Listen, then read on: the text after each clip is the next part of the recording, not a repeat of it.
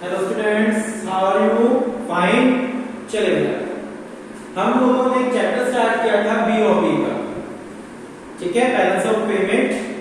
मैं आज के लेक्चर में उसी चैप्टर को एक बार दोबारा आपको रिवाइज करवा रहा हूं ताकि चैप्टर आपको बहुत ही अच्छे से समझ आ जाए। चलो, balance of payment.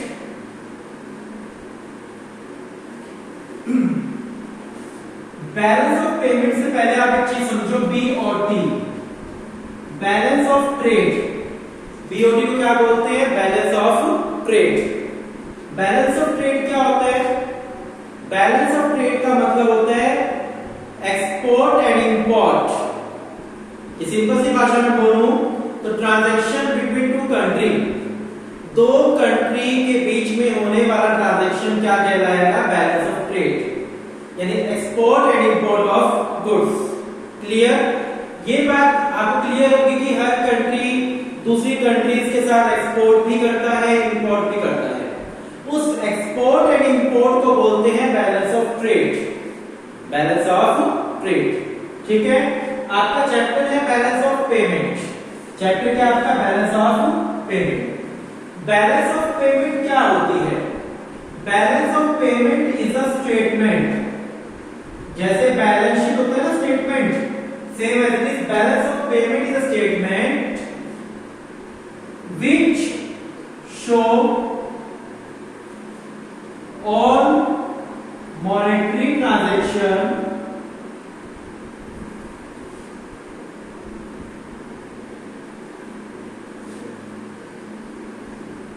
between two countries, ठीक है। BOP is a statement. BOP क्या है? एक स्टेटमेंट है which show all monetary transaction between two countries during the year.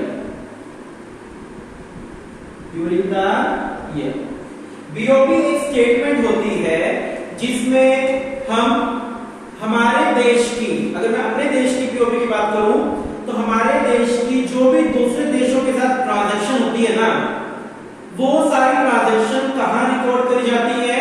BOP में। क्लियर? बीओपी है, मान लो एक अकाउंट है, ठीक है। सो बीओपी क्या है? बीओपी एक स्टेटमेंट है which show all monetary transaction between two countries during the year, कि ड्यूरिंग द ईयर एक कंट्री की दूसरी कंट्रीज के साथ जो भी ट्रांजैक्शंस हुई है वो जहां पर रिकॉर्ड करी जाएगी वो क्या कहलाएगी? बीओपी। जैसे इंडिया जो है वो चाइना से भी ट्रांजैक्शन करता है, यूएसए से भी करता है, ऑस्ट्रेलिया से भी करता है, लगभग सभी देशों के साथ ट्रांजैक्शन करता है, ठीक है। वो सारी ट्रांजैक्शन कहां रिकॉर्ड करी जाएगी? बीओपी में। Clear? So BOP is a statement which show all monetary transaction between two countries during the year. Clear आपको? ट्रांजैक्शन किस किस फॉर्म में करता है? ट्रांजैक्शन किस किस फॉर्म में की जाती है? बताओ। Export and import of goods, export and import of services. Clear to the point? Goods का एक्सपोर्ट इंपोर्ट, सर्विसेज का एक्सपोर्ट एंड इंपोर्ट। गुड्स के एक्सपोर्ट एंड इंपोर्ट को हम लोग क्या बोलते हैं? मर्चेंडाइज। बताया था हमने लेक्चर में आपको, गुड्स के एक्सपोर्ट एंड इंपोर्ट को हम क्या बोलते हैं? मर्चेंडाइज। और सर्विसेज के एक्सपोर्ट एंड इंपोर्ट को क्या बोलते हैं? Invisible trade. क्या बोलेंगे? Invisible trade. ध्यान रखना आपको ये कि export and import of goods is called merchandise and services के एक्सपोर्ट एंड इंपोर्ट को क्या बोलते हैं? Invisible trade. Sale and purchase of financial assets.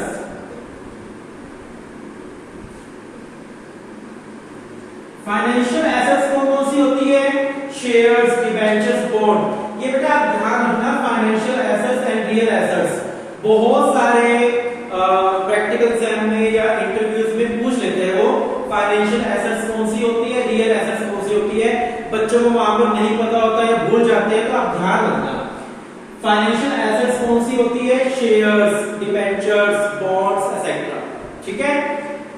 Fourth क्या, sale and purchase of real assets. Real assets कौन सी होती है, plant machinery building, plant machinery building etcetera, ठीक है। तो ये 4 वे हैं, इन 4 वे से एक कंट्री दूसरी कंट्रीज के साथ मॉनेटरी ट्रांजैक्शन कर सकती है।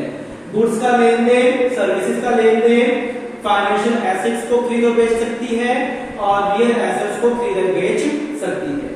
क्लियर है बिल्कुल आपको अच्छे से बात। चलिए आपको बीओबी का मीनिंग आई होप अब तो रट गया होगा और ट्रांजैक्शन का बेस भी रट गया होगा कि किन किन तरीकों से ट्रांजैक्शन करती है एक कंट्री दूसरी कंट्रीज के साथ, ठीक है। चलो components of BOB, components of BOB, components of BOB. BOB के 3 कंपोनेंट्स होते हैं, एक current account, second capital account and third official reserve account, ठीक है।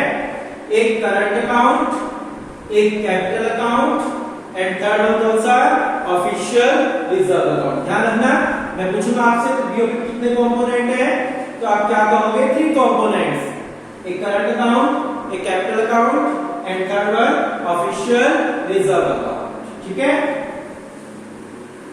हम लोग 1-1 करके तीनों पढ़ेंगे और आपको बोर्ड एग्जाम में तीनों में से एक टॉपिक पक्का मिलेगा 100%। सबसे पहले पढ़ रहे हैं हम लोग करंट अकाउंट। कौन सा account, current account. Current account में क्या क्या आता है, करंट अकाउंट में 3 चीजें आएंगी, गुड्स यानी विजिबल आइटम्स, गुड्स का export and import, visible items का लेन देन। कौन सी आइटम, विजिबल आइटम्स का लेन देन करंट अकाउंट, यानी export and import of goods किसमें आएगा, current account. Services, invisible items, services क्या है, इनविजिबल आइटम्स। क्लियर बिल्कुल, goods visible item, services invisible item. Services भी कहां जाएगी, करंट अकाउंट में, ठीक है। हमारा देश दूसरे देश को सर्विस दे रहा है या ले रहा है सर्विस, तो वो कहां जाएगी, करंट अकाउंट में, ठीक है। थर्ड आएगा इसके अंदर करंट ट्रांसफर। थर्ड क्या आएगा, करंट ट्रांसफर। करंट ट्रांसफर को यूनिलैटरल पेमेंट भी बोलते हैं। क्या बोलते हैं, unilateral payment, gifts, grants, donations. Current transfer को हम लोग यूनिलैटरल पेमेंट भी बोलते हैं, gifts, grants and donation. Clear बिल्कुल, current transfer, gifts, grants and donation, ठीक है। ये किसमें आएगी आपकी, यूनिलैटरल पेमेंट किसमें आएगी, करंट अकाउंट में। कोई गिफ्ट मिला या गिफ्ट दिया, कोई डोनेशन मिला या डोनेशन हम लोगों ने दिया दूसरे देश को, तो वो कहां पर आएगा, करंट अकाउंट में, करंट ट्रांसफर नाम की हेडिंग में। सो आई होप कि आपको समझ आ गया होगा कि करंट अकाउंट में क्या क्या आएगा। करंट अकाउंट में 3 चीजें आएंगी, goods, services, current transfer. Goods कौन से, विजिबल, सर्विसेज इनविजिबल होती है, current transfer gifts, grant, donation etcetera. चलिए इसी में आगे टॉपिक क्या है, सर्विसेज। सर्विसेज जो होती है वो 2 टाइप की होती है, एक फैक्टर एंड एक नॉन फैक्टर। थोड़ा सा इसको समझना ध्यान से, हर टीचर ये बातें नहीं बताता, यहां तक बातें छोड़ देता है, लेकिन मैं थोड़ा सा आगे बढ़ ले रहा हूं उसको। सर्विसेज भी 2 टाइप की होती है, फैक्टर्स एंड नॉन फैक्टर्स। अच्छा मैं आपसे पूछूं कि फैक्टर ऑफ प्रोडक्शन कौन से होते हैं, फैक्टर ऑफ प्रोडक्शन, तो आप क्या जवाब दोगे मुझे, लैंड, लेबर, कैपिटल, एंटरप्रेन्योर। अब ये बोलोगे, आपने पढ़ा है प्लस 1 के अंदर, लैंड, लेबर, कैपिटल, एंटरप्रेन्योर, ये आप बोलोगे ना। चलिए फैक्टर्स, आप दूसरी कंट्रीज को ये फैक्टर्स दे भी सकते हो, दूसरी कंट्रीज से फैक्टर्स ले भी सकते हो। आप चाहो तो दूसरी कंट्रीज में जाके काम भी कर सकते हो एज ए लेबर, या लेबर दूसरी कंट्री से कर सकते हो ना आप लोग। तो फैक्टर्स हम लोग प्रोवाइड भी करवा सकते हैं दूसरे देश को और दूसरे देश से फैक्टर्स ले भी सकते हैं। सो फैक्टर क्लियर है आपको। नॉन फैक्टर क्या होते हैं? शिपिंग,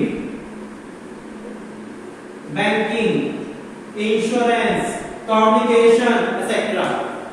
शिपिंग, बैंकिंग ये नॉन फैक्टर है। हमारा देश दूसरे देशों के साथ नॉन फैक्टर सर्विसेज का भी लेन देन करता है, शिपिंग, बैंकिंग एक्सेट्रा। ठीक है। अब फैक्टर सर्विसेज के बदले जो इनकम होती है उसको बोलते हैं फैक्टर इनकम। फैक्टर सर्विसेज के बदले में जो इनकम होती है उसको बोलते हैं factor income. And non factor services के बदले में जो इनकम होती है उसको बोलते हैं रिवेन्यू। क्या बोलते हैं? रिवेन्यू। ठीक है, ध्यान रहे आपको, क्या बोलते हैं? रिवेन्यू। क्लियर? अच्छे से क्लियर है। करंट अकाउंट में क्या क्या आएगा? Goods, services, current transfer. ये करंट ट्रांसफर्स के एग्जांपल है, gift, grant, donation. Services two type की होती है, factor and non factor services. Factor में क्या क्या आएगा? फैक्टर इनकम आएगी। नॉन फैक्टर में क्या आएगा? शिपिंग, बैंकिंग, ये सब आएगा। ठीक है। फैक्टर सर्विस के बदले में होने वाली income factor income and non factor के बदले में होने वाली इनकम रिवेन्यू कहलाएगी। यहां तक क्लियर? आई होप कि आपको करंट अकाउंट का टॉपिक बहुत ही अच्छे से क्लियर होगा। लेकिन पढ़ना आपको पड़ेगा, जब तक आप खुद नहीं पढ़ोगे तो चीज समझ नहीं आएगी। यहाँ आपको बहुत अच्छे समझ आ जाएगा आई होप, लेकिन आपको पढ़ना पड़ेगा बुक से। आप पढ़ो, पढ़ने के बाद ही कोई चीज आपको याद में रहेगी।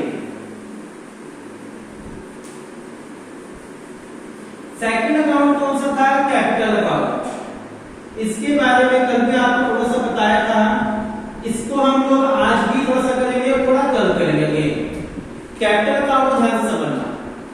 कैपिटल अकाउंट में वो ट्रांजैक्शन आएगी जिससे हमारे देश की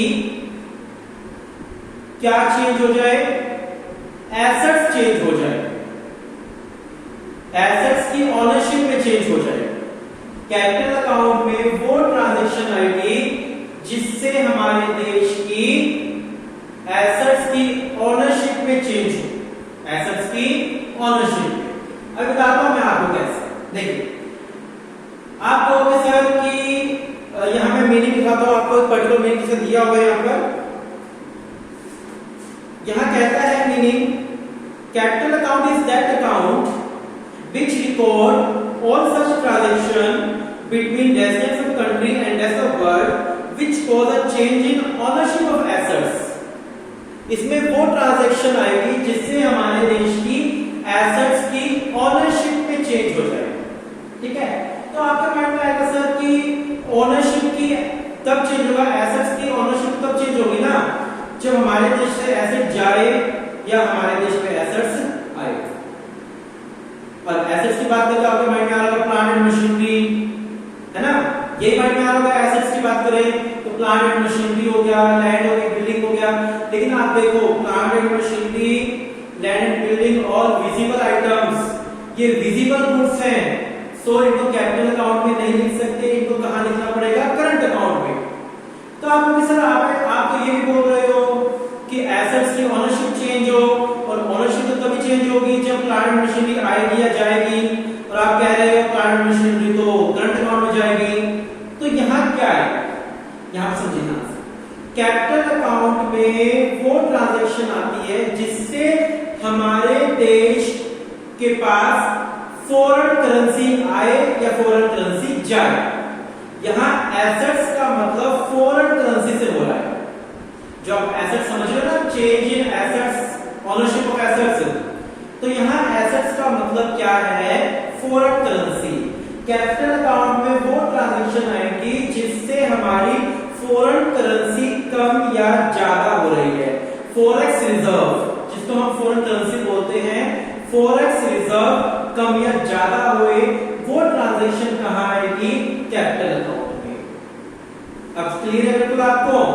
क्लियर? चलिए, कैपिटल अकाउंट में बोलने में जिनको ये आ रहा है, इसमें वो ट्रांजैक्शन आएंगी जिससे हमारे देश की एसेट्स की ऑनरशिप चेंज होगी, लेकिन एसेट्स का मतलब यहाँ पर प्लांट एंड मशीनरी से नहीं है, एसेट्स का मतलब यहाँ पर फॉरेक्स रिजर्व से है, फॉरेन करेंसी से है। फॉरेन करेंसी आ रही है या जा रही है, वो वाली ट्रांजैक्शन हम कहां रिकॉर्ड करेंगे? कैपिटल अकाउंट में। क्लियर? बिल्कुल। अब शायद आप लोगों को क्लियर हो गया होगा कि कैपिटल अकाउंट में कौन सी ट्रांजैक्शन आती है जिससे हमारे देश की फॉरेन करेंसी पर इफेक्ट हो, फॉरेक्स रिजर्व पर इफेक्ट होगा, वो वाली ट्रांजैक्शन कहां आएगी? कैपिटल अकाउंट में।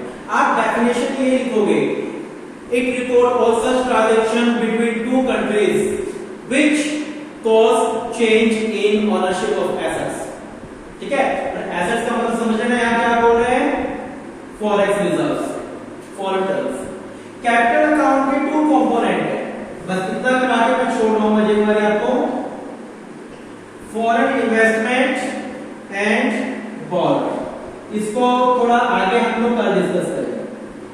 फॉरेन इन्वेस्टमेंट एंड बोरोइंग, ठीक है, ये टू कंपोनेंट आएंगे, फॉरेन इन्वेस्टमेंट या बोरोइंग। आप दूसरी कंट्री से बोरो कर रहे हो, क्या कर रहे हो? बोरोइंग, फॉरेन करेंसी आ रही है, ठीक है। फॉरेन इन्वेस्टमेंट, अगर फॉरेनर्स आपके यहाँ इन्वेस्ट कर रहे हैं तो फॉरेन करेंसी आ रही है, आप उनके देश में इन्वेस्ट कर रहे हो तो फॉरेन करेंसी जा रही है। ये चीज क्लियर है? बिल्कुल। फॉरेन इन्वेस्टमेंट का टॉपिक क्लियर है, बोरोइंग क्लियर है। अगर मैं आपसे पूछूं कैपिटल अकाउंट के कितने कंपोनेंट है तो आप कहोगे टू कंपोनेंट है, एक बोरोइंग और एक फॉरेन इन्वेस्टमेंट। इतना ही करेंगे हम लोग आज, ठीक है। फिर आगे फर्दर इस पूरे चार्ट को डिस्कस करेंगे कैपिटल अकाउंट। क्लियर? चलो, thank you, have a nice day, all the best. पढ़ते रहो घर बैठकर और अपना ध्यान रखो, घर वालों का ध्यान रखो और स्टडी करनी है because you are in now +2 class. आपने बहुत एंजॉय कर लिया +1 के अंदर, +2 के अंदर आपको बहुत पढ़ना पड़ेगा बेटा। ये मानकर चलो कि अभी कुछ भी स्टडी नहीं हो रही, लेकिन आपको बहुत पढ़ना है, दिन रात पढ़ो, अच्छे मार्क्स आने